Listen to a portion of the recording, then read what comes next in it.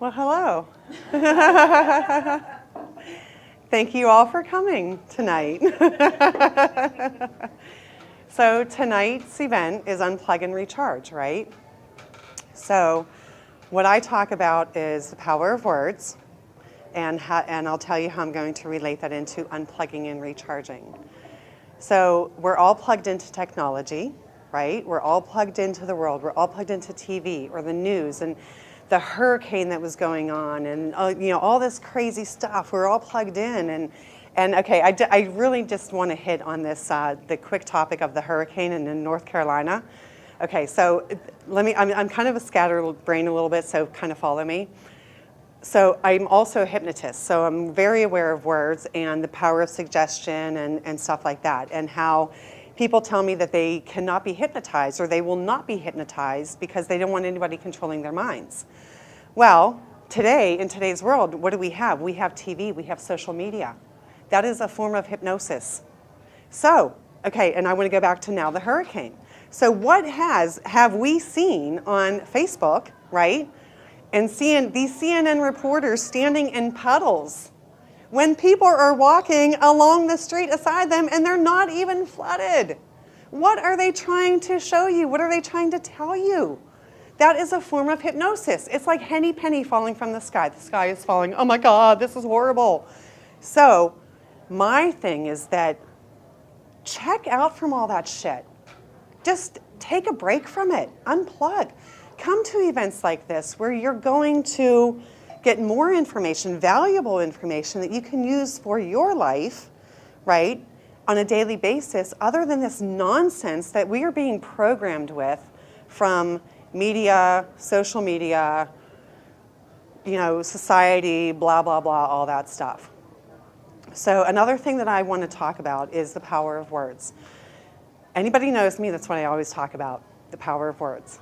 So, and what I mean by that is that we have to pay attention to the words that we use with ourselves, also the words we use with others, but more importantly, what is that internal dialogue that is going through your mind every day? If we have all this chatter on the outside, right, and we're all plugged into all this technology and all this chatter, when do we have time to actually sit back and think about what we're thinking about? And think about what the words are. If we don't unplug from that, you can't get back to you and recharge yourself because you have to have that quiet time. You have to have that reflection time. It's reflecting on the words that you were using with yourself, the words that you were using with others, the words that you allow others to use with you. Okay, there are three words that I realized the other night. I was talking with a friend, and she said, "Get here now." Ho, ho, ho, not happening. Three words: let, allow, and now, that I will not tolerate in my vocabulary. Because I'm going to let you do this. Oh, really? You're going to let me do that?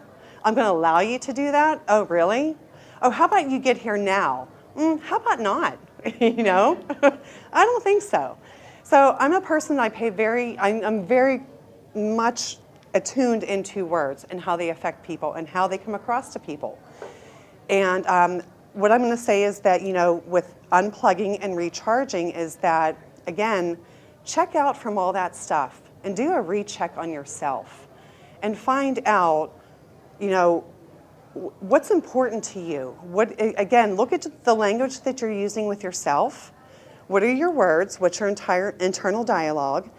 What are past words or tapes, or tapes sounds so dated. I say that every time, but I mean downloads. I don't know. What are the previous downloads that you had from like growing up? But if they're not good and they're not positive and they're not moving you forward and they're not true, that's the other thing, because we have some of us grown up with false beliefs as far as, this is what I was told growing up, so it must be true. It must be true because it's what I was told. But that's not the case. Look at what that internal dialogue is, or look at what that language was and be like, you know what? Is that really true about me now in my life? And I guess what? Probably not. Not at this point, because you've grown. You've evolved from that. So those downloads no longer pertain to you. So replace those downloads with new information, positive affirmations. Where do you want to go? Where do you want to be? What do you want to do? And so it's just really take time to unplug from all of the nonsense that is out there and all of the bullshit. Sorry, but that's what it is, and it's garbage. And plug back into you and find out what it really means. Like, what is it for you? What means the most to you that, is going to change your life? Change the words. Look at, again, I always go back to words. Sorry, but I do. I was in a marriage it was a verbally abusive marriage. I came up with an acronym called VENOM. Stands for Verbal, Emotional, Nonverbal Mental Abuse. And so I'm very, very passionate about words and how they affect people. My ex-husband used to break down our children in sports. And I would say, you know what, that's okay, but what are you doing to build them back up? Build them back up. The power of words can make or break someone. If you have someone, a teacher, a coach, anyone, that says, oh, you suck, you can't do that. What's the mindset you have now? I suck, I can't do that. I'm not going to be able to do it. But if you have a coach that says, you know what, you can kick ass and you can go out and achieve anything that you want to achieve, isn't that better? You choose positive or negative. What house do you want to operate from? A positive house or a negative house? And you get to choose the people that you have in your houses. Are they positive or negative? And where are you? Positive or negative? Where are you operating from? Pay attention to your words. What you think about, you bring about. And there's another saying that I love, do a checkup from the neck up. Check yourself. What are you thinking? Is it something that you are perceiving as the truth when it's really not? Because that's just your way of thinking? Or is that really the truth? It's just words play so much into life. And the one thing I want you to take away from this is just be aware. Be aware of words and the impact of them. Pay attention. Like when people are talking with you and you're having a conversation, is it a negative conversation? Is it a positive? Like, where is this person coming from, right? And then how are you going to react from that? The only thing that we have control of is how we feel about a situation, how we react, how we respond.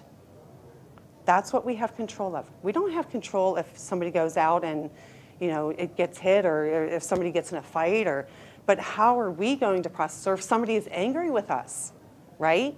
We could take that in and take that in internally, right? But you also have to take emotion out of that and remove the emotion and look at the problem or the situation and really okay, how am I going to process this without emotion? And choose the right, you have your feelings, your thoughts, your processes. But more importantly, just the things you have control of, how you react, how you respond, and how you feel. Other than that, we have no control over any other situation. Other than that.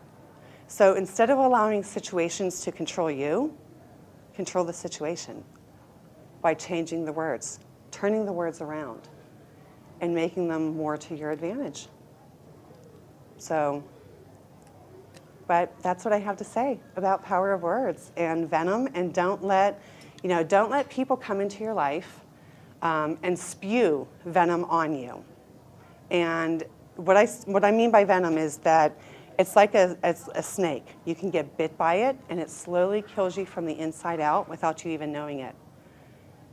Because it plays on you verbally, emotionally, obviously, mentally, and nonverbal. We have the nonverbal, where it's the look of the eyes, the roll of the eyes, the attitude, the body language, all that stuff.